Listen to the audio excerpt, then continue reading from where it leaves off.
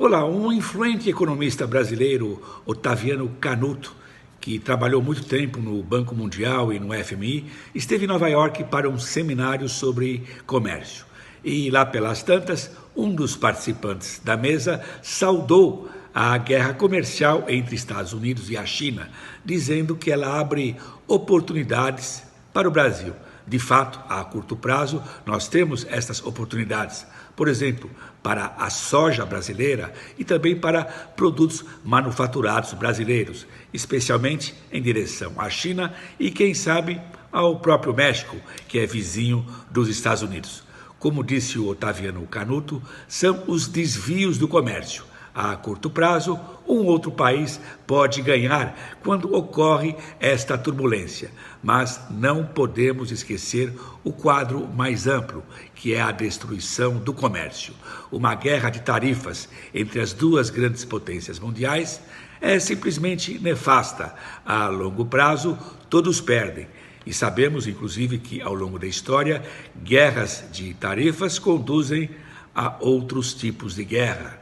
Isso aconteceu nos anos 30, com a espiral de protecionismo tendo sido um dos fatores da Segunda Guerra Mundial. Não vamos ser alarmistas, mas vamos tomar muito cuidado para não saudar os ganhos a curto prazo desses desvios do comércio. O Brasil sempre vai ter muito mais a ganhar, não só o Brasil, como o resto do mundo, com a queda de barreiras protecionistas, com o final, com tréguas nessas guerras comerciais entre as grandes potências. O fundamental, sim, é mais negociação para que sejam derrubados os muros do protecionismo. E o Brasil até que está se comportando muito bem. Uma reportagem recente do Wall Street Journal mostrou isso, e eu já comentei isso com vocês. O Brasil derrubou barreiras sobre 2.300 produtos. Esse é o caminho que o Brasil deve seguir. E sempre esperando, obviamente, que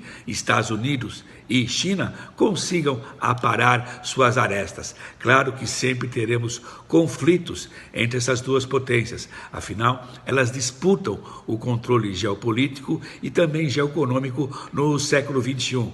Mas existe também uma necessidade de cooperação. E se a gente está achando que isso é exagerado, podemos usar a expressão interdependência. O mundo é interdependente.